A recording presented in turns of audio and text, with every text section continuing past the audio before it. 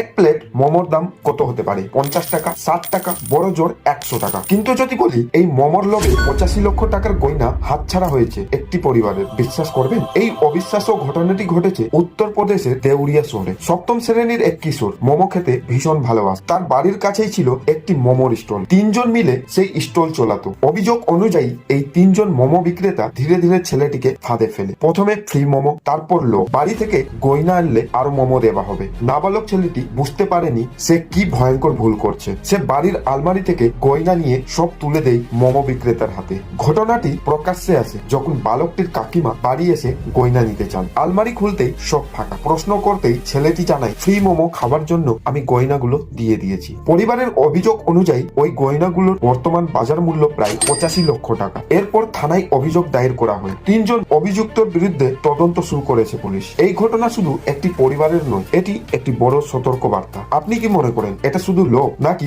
পরিকল্পিত অপরাধ? কমেন্টে জানান আপনার মতামত।